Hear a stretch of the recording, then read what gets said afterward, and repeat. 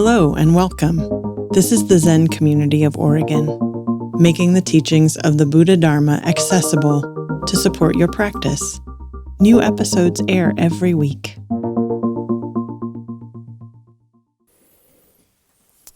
Good morning, everyone. Good morning, everyone, here at Great Vow Zen Monastery, and those of you who are joining us online.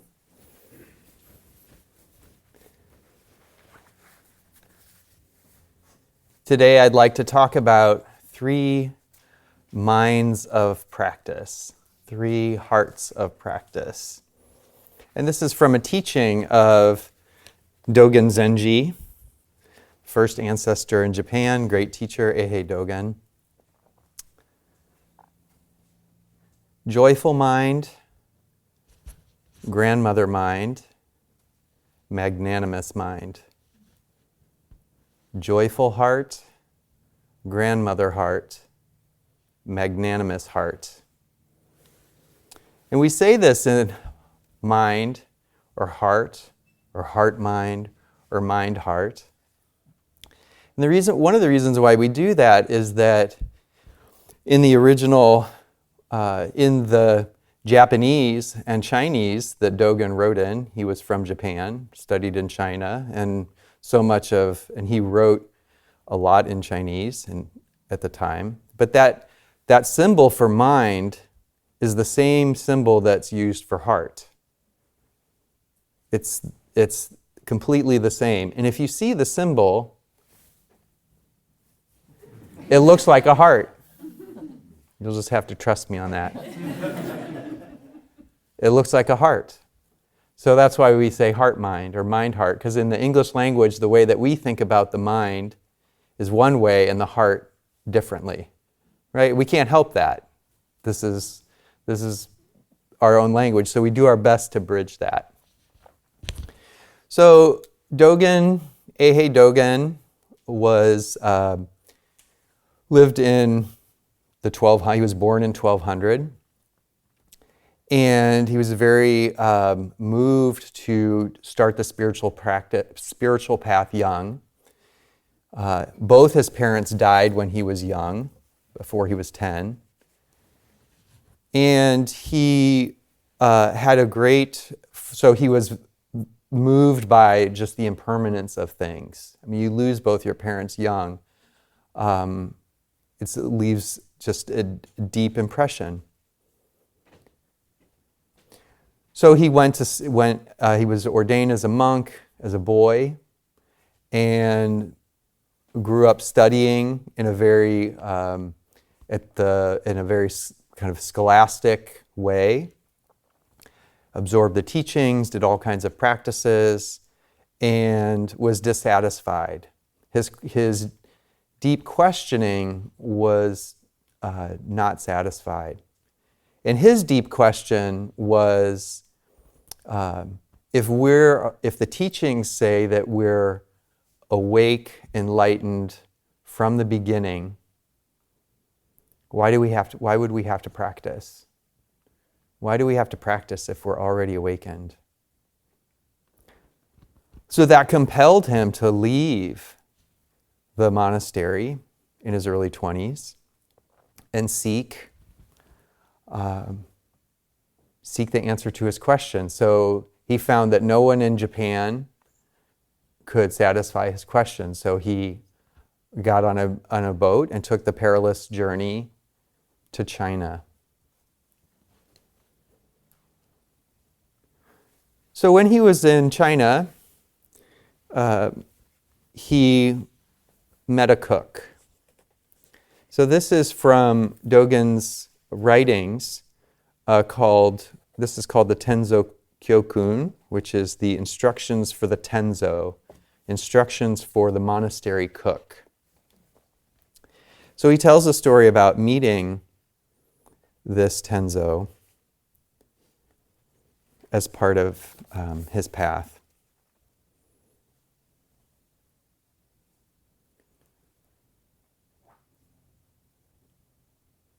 So he is on a ship he was kind of stuck on the ship. He's like stuck in customs. So he spent a lot of time on this boat from Japan once he arrived. And so he met a Chinese monk. He says, I was on my ship. While I was talking with the Japanese captain, an old monk arrived who looked about 60 years old. He came straight onto the boat and asked one of the crew if he could buy some Japanese shiitake mushrooms. And I invited him, the Chinese cook, the old monk, who was the cook at the monastery. I invited him to drink some tea and asked him where he lived. He was Tenzo at the monastery at Aowang Mountain. He said, I am from the western part of Sichuan and left home 40 years ago. So that means he left home, he became a monk. This year I am 61 years old. I have spent time at many monasteries in various areas. Last year, after the end of the summer practice period, I was appointed the Tenzo of the temple, the cook. Tomorrow is the 5th day celebration, and I do not have any special food to serve. I want to make noodle soup, but I do not have any mushrooms.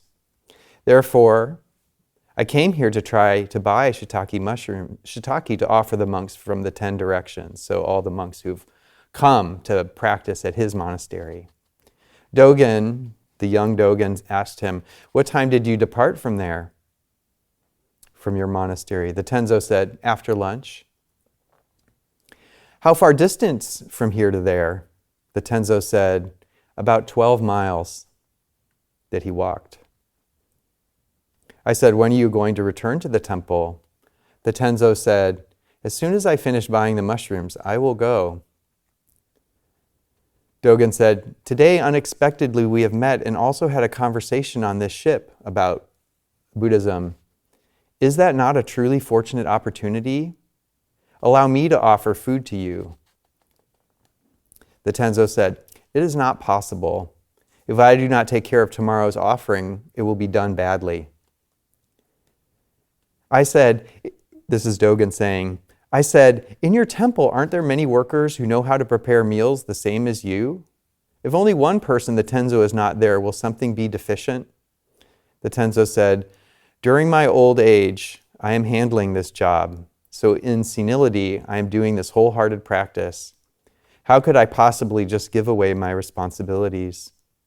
Also, when I came here, I did not ask permission to stay away overnight. Dogen says, I then asked the Tenzo, Venerable Tenzo, in your advanced age, why do you not wholeheartedly engage the way through Zazen? Why, or penetrate the words and stories of the ancient masters instead of troubling yourself by being Tenzo and just working? What is that good for? Says the young whippersnapper. The Tenzo laughed loudly in his face and said, oh, good fellow from a foreign country, you have not yet understood wholeheartedly engaging the way, and you do not yet know what words and phrases are. Dogen then writes, hearing this, I suddenly felt ashamed and stunned, and then asked him, what are words and phrases? What is wholeheartedly engaging the way? The Tenzo said, if you do not stumble over this question, you are really a true person. Dogen says, I could not understand at that time.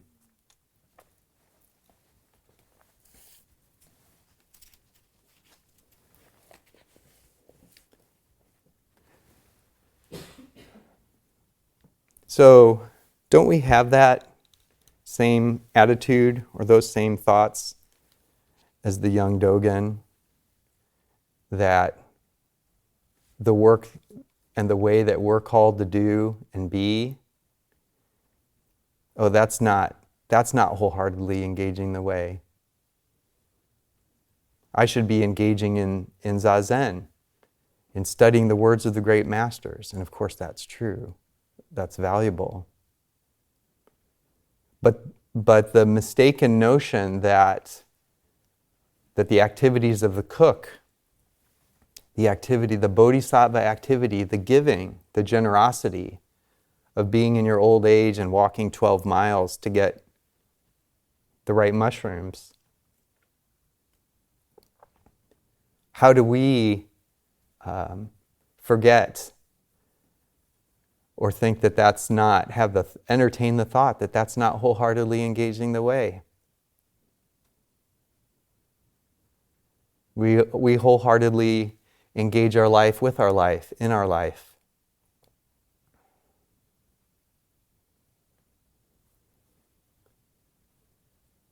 So yes, we sit zazen, we come to sesshin,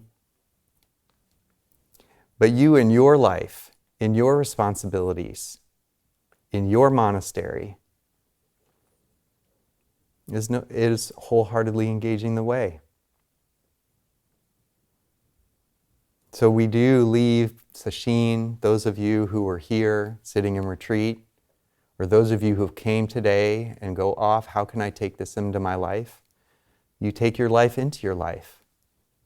Just like that. Just like that. When we can, we sit zazen. We study the masters. We learn what we can and we practice with Sangha, and we show up in the way that we need to. So Dogen wrote this as part of his instructions for how the cook practices.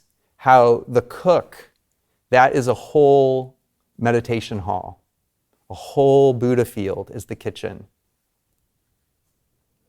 The whole Buddha field is the kitchen. So it's a very beautiful way to see how our activity of our life is the wholehearted engagement of the way we show up. So it's a quite wonderful thing to perhaps consider as something that you might read of the old masters. So Dogen then, at the end of this essay where he talks about all kinds of ways talks about practical matters and also the spirit and the oneness of being in activity, in that case in the kitchen, but the oneness of our life and the great way. He ends with talking about these three minds: joyful mind, grandmother mind, and magnanimous mind. Here's what Dogen says about joyful mind.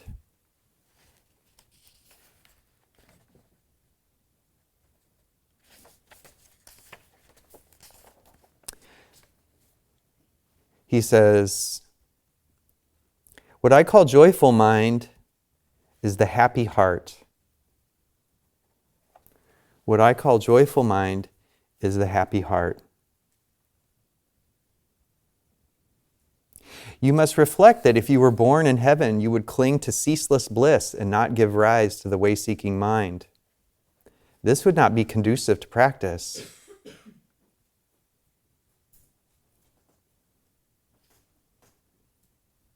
Then he says, now I have the fortune to consider, now I have the fortune to be born a human being and prepare food to be received by the monks in his case. We must be very happy about this. Moreover, consider if you were born in the realms of hell, hungry addiction, hungry ghosts, animals, the jealous God realm, or other 8 difficult births, even if you desired refuge within the Sangha's power, you would never actually be able to prepare pure food. You wouldn't be in alignment with the functioning of the way.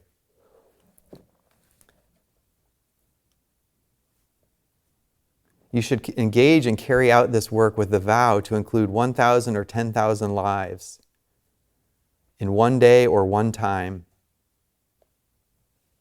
This will allow you to unite with your virtuous karmic causes for 10 million lives. The mind that has fully contemplated such fortune is a joyful mind.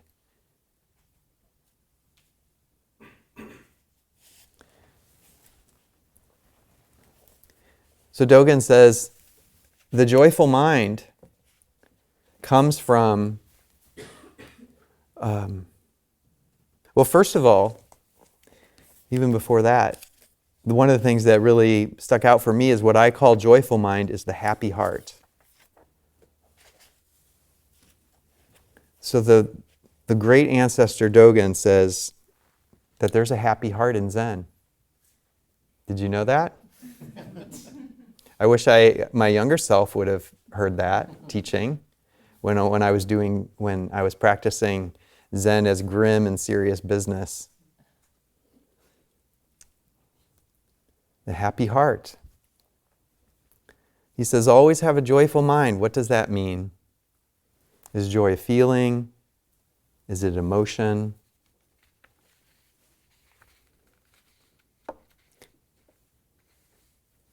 What are ways that we feel joy? One way is to enjoy what we're doing. Even the most, so as we go forth, cultivating joyful mind, even the most mundane task we can enjoy. We can look for, what can I enjoy about this? This is one of the things that gets illuminated in Sesshin, the joy of just doing very simple things. Our life becomes very simple and we can really enjoy. And change one letter to I, enjoy. We can do all these things in joy. We can be in our life in joy. So we find the small things. What can I enjoy about mundane tasks? I enjoy the lines that happen when you vacuum. I really enjoy that. I always have. I enjoy that. I enjoy the motion of the body that happens when you're vacuuming, when you really get in one of the long intersecting hallways. It goes on, and you're just rotating the hips. So, we read this, and even the things that we don't like so much. I do not like dusting. Do not like dusting. I don't know why. I don't have karmic affinity with dusting. But one of the things that brings me, if I look for the joy in it, one of the things that I do enjoy about it, when my mind is not in aversion about it, or I let my mind wander and one of the things that I do enjoy is that I come across things that I forgot were there. You know, I look past this object all the time. Oh, here it is. And that's the kind of thing is the joyful mind is just really being in joy with those things.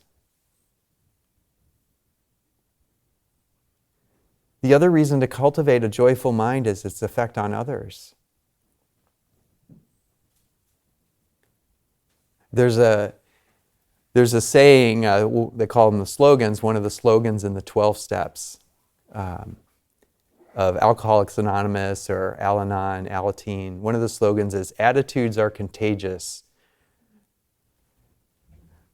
Attitudes are contagious, is mine worth catching? And that was my favorite one when I was a teenager and probably needed that a lot. Attitudes are contagious. So a joyful mind, people, when you're around somebody who's joyful, you see someone who's joyful, it's contagious. It has an effect. Enjoying our life has a beneficial effect on other people. I think you can probably imagine or think of someone you know who's joyful, just where they are. Our own mood is lightened and changed. Maybe they just simply enjoy their life, what they're doing. Maybe they find it easy. We can have that idea. Oh, this is just easy. They're just that way. But maybe they've actually gone through great difficulty and they're joyful all the same.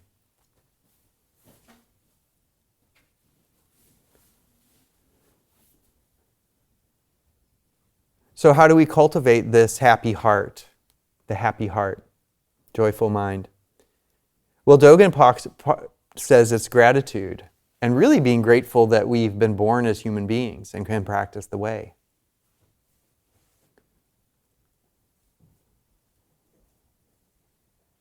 One of the Tibetan teachings is the 4 thoughts that turn the mind to the Dharma, and one of them is really being in clarity that it is a complete miracle that we're here. Complete miracle that you're here. It's an absolute impossibility for all of us to be in this room. Like if you had to write a math equation and line up, it would be absolutely impossible to line up everything for us to be here.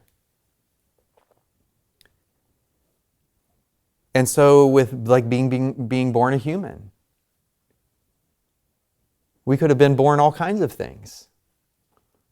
We're a bunch of molecules in space, in energy, and here we are. We have this life. And how many human beings are born and like never hear these teachings, never learn to meditate, they never hear the teachings, they never hear about ways to work with their mind and unburden their heart. So this is if we see this and really take it in, there's joy there. It's like, this is wonderful. This is wonderful.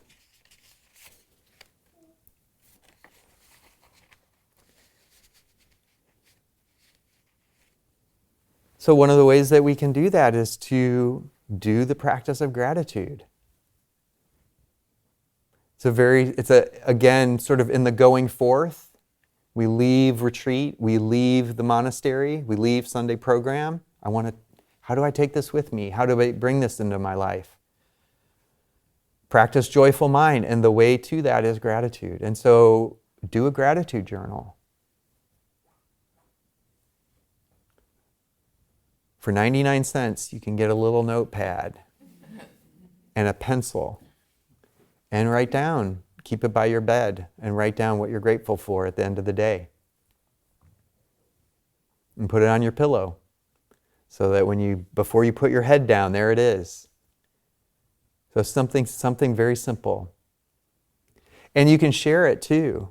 Jomon had a practice where she had a friend and they would text each other at the end of the day 3 things that they were grateful for. It took 45 seconds, 1 minute, but it's cumulative. Then our mind turns towards gratitude and the joyful mind reveals itself. So we don't have to force ourselves to like, oh, I need to be joyful. How do I find joy? It's like we just pay attention, be open, and joy of itself is revealed. So another way to practice joy is you can borrow someone else's joy. You can borrow someone else's joy. One of our teachings is one of the 4 aspects of the awakened heart is sympathetic joy, taking joy in others' joy. So taking joy in someone else's success, someone else's excellence. I think this is one of the reasons why some people, some of us, can get interested in sports, watching sports, because you have nothing to do with anything that's happening. But you watch this thing happen. You watch the World Cup and there's all this joy happening. Or we watch the Olympics and we learn about all the athletes and their stories, and then we see them succeed and we're happy. Right? That's sympathetic joy. So you can borrow someone else's joy. So Look around you. Who's succeeding? Who's doing well? Who's doing excellent? Who made an awesome quilt? Who made excellent cookies? Right? Who painted a painting? Who read to their child? Like, we can borrow that and add to it. So that's joyful mind. So next is grandmother mind and heart.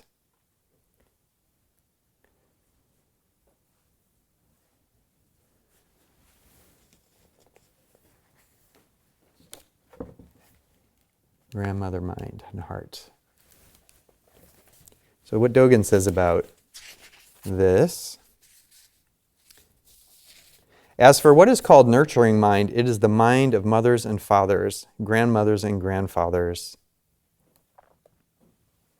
Even impoverished, for example, is considering the three treasures, Buddha, Dharma, and Sangha, as mother and father. No matter anyone's material conditions, even very poor and destitute people firmly love and raise an only child. What kind of determination is this? Parents earnestly consider their child's growth without concern for their own wealth or poverty. They do not care if they are cold or hot, but give their child covering or shade.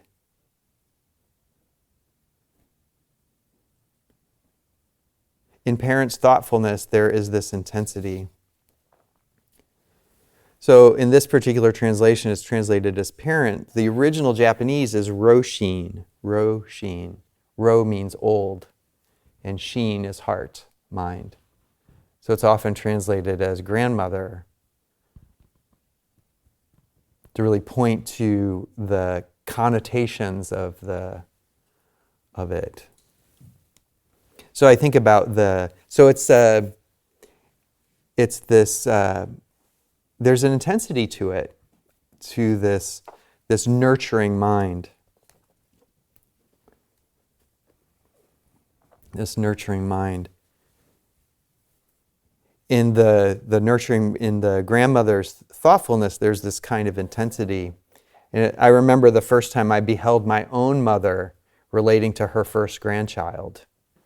And it was like there was this like force field, like kind of warping reality around her and her. It's amazing. Just amazing. So this is the grandmother's heart, the nurturing of all beings. So we don't only sort of clearly see reality with this great sort of wisdom sword. There's this great heart that's part of it. So a little story about why Dogen thought this was very important. There was Dogen had a new monk named Tetsu Gikai, who is in our lineage. We chant his name every day. Dogen Zenji, Koun Ejo, Tetsu Gikai. Gikai was, Dogen had moved from Kyoto after he'd come back from Japan and was trying to establish a community of practitioners. He had to move to the mountains. And he went to this area it's very cold and full of snow in the winter. And Gikai was a new monk, but Dogen could see that his heart was sincere and his practice was solid, and he asked him to be the tenzo, the cook. And he was, one writer says, this is scholar Bodiford talking about this, says it was the winter just after the move, and Gikai was responsible for securing a supply of food and for preparing all the meals. Now you can't just go to Fred Meyer, right, or Cash and Carry. Like, it's a big thing to be up in the mountains, and you have to feed a community of monks, feed community of anyone. So this was a very important job. The early histories claim that Gikai did this all alone. and that he had to walk very far across a windy mountain pass through deep snow, carrying buckets of supply for each day's meals. And even if he had others, it was still a huge responsibility, because if you don't find the food and bring it back, people starve. They're hungry. So no doubt that him knowing the area was a great help for the monks. And his appointment as the cook meant that Dogen really trusted him. So, and yet Dogen continued to push Gikai. Even though his understanding of the Dharma was clear, he pushed Gikai. And Gikai, in his own writings, records that on 3 occasions where Dogen admonished him for lacking grandmother mind. And he wrote, his quote in his writing is, "I will not forget these admonitions, even though I do not yet know their cause." So we can imagine Dogen just admonishing him to have grandmother mind, but doing it in a way that turns Gikai back on his own practice. Where's the block?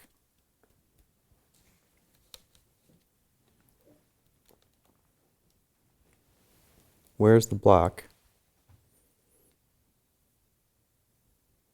Gikai was so stellar that he ended up finishing the construction of the monastery, Eiheiji, which is still there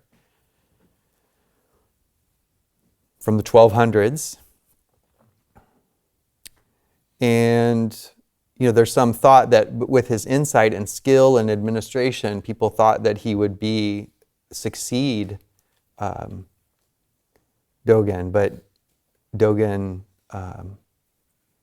died, and he still needed to work on his grandmother heart. Dogen would say about this grandmother heart, grandmother mind, grandmother mind. This is Dogen, you can understand all of Buddhism, but you cannot go beyond your abilities and your intelligence unless you have Ro-Bai-Shin, grandmother mind, the mind of great compassion. This compassion must help all of humanity. You should not think only of yourself. Ro-Bai-Shin. One of the exhortations of the Chinese monk Hongzhi that we read during our retreats is, all beings are our ancestors. All beings are our ancestors.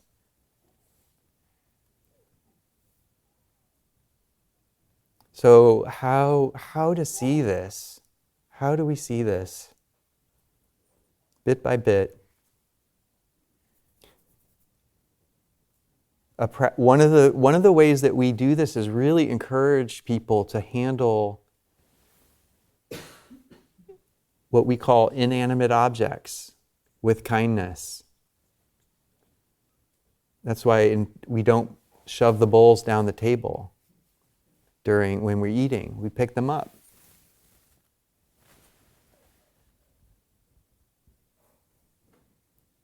It's why in the monastery in Japan, they train you to do oryoki and handle all the implements with 2 hands. So you pick up your spoon and place it. You pick up your chopsticks and place them. It's practicing kindness with whatever is in your life. In that case, it's a spoon, right? Regarding all things with kindness. The other way that we can practice this is when we encourage people to practice metta, loving kindness practice, which is really about establishing unconditional love. Compassion responds to suffering. The heart is open and responds to suffering. And that's an essential emergence, expression of awakening. And this element of loving kindness, metta, offers kindness no matter what. Is there suffering or not suffering? Does this person deserve kindness or not? Do I like them or not? So grandmother loves their grandchild no matter what. Oh, isn't that cute? I was like, Mom, you wouldn't let me do that. Yes. So this practicing metta is a way that we can actually align ourselves with this nurturing mind. So if you have, and these words kind of just point to this. So we might have sometimes parental mind, that helps us. But if we have, if that hinders our engagement because maybe unresolved stuff with our parents, forget about it. We didn't have maybe we never knew our grandparents. They died before. We didn't know our grandmother or really know them, or they weren't in our life. So that's, these are just pointing to. So maybe you just say nurturing mind. Always have a nurturing mind. How can we nurture our life, everything in it? And then finally, magnanimous mind, magnanimous heart, daishin. Daishin. This is translated as magnanimous heart, magnanimous mind. The symbol, the Chinese characters are great heart. Great heart. Here's what Dogen has to say about the great heart. As for what is called magnanimous mind, this mind is like the great mountains, or like the great ocean. It is not biased or contentious mind. It is like great mountains or the great ocean. The great heart. Where's heart? Okay.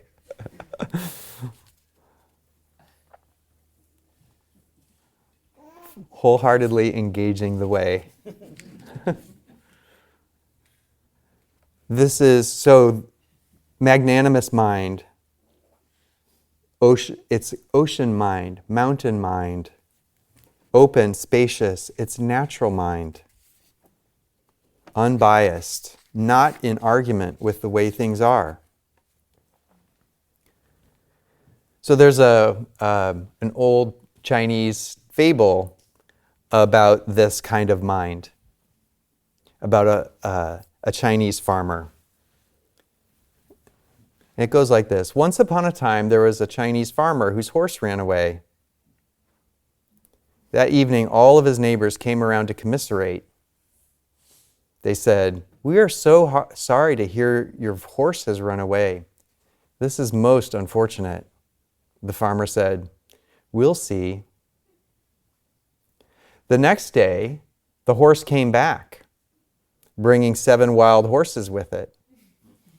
In the evening, all the neighbors came back and said, "Oh, isn't this lucky? What a great turn of events. You now have 8 horses." The farmer said, "We'll see." The following day, his eldest son, went out to try to break one of the horses, start to train this wild horse. And while riding it, he was thrown off his horse and broke his leg. The neighbors came and said, "Oh, this is terrible. What bad luck. This is so bad." And the farmer responded, "We'll see."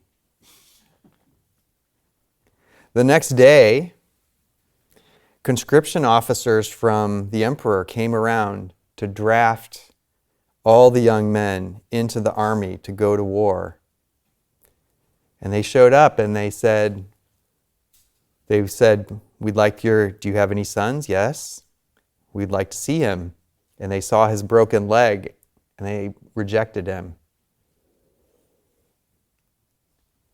And again, all the neighbors came around and said, "Isn't that great?" And again, the farmer said, "We'll see."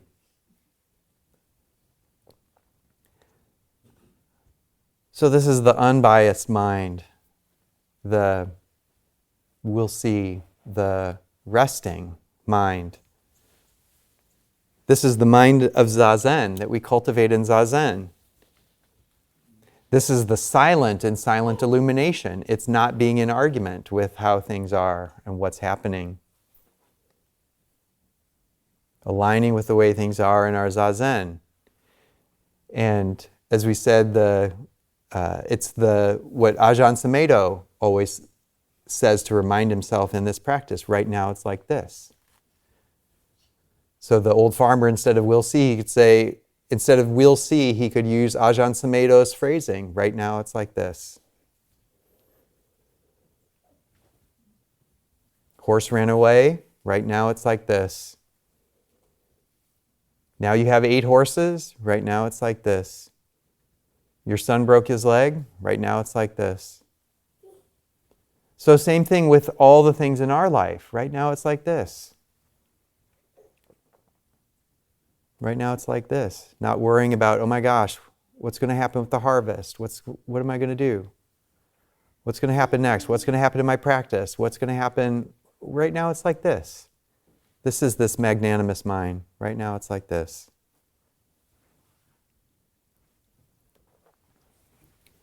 So as we go forward, please nurture your joyful mind, your nurturing mind,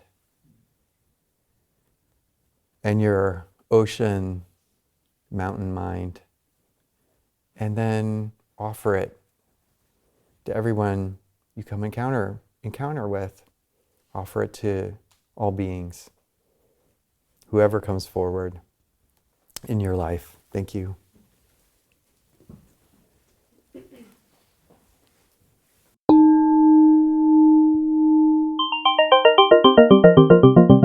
Thank you for listening to the Zen Community of Oregon podcast, and thank you for your practice. New episodes air every week. Please consider making a donation at zendust.org. Your support supports us.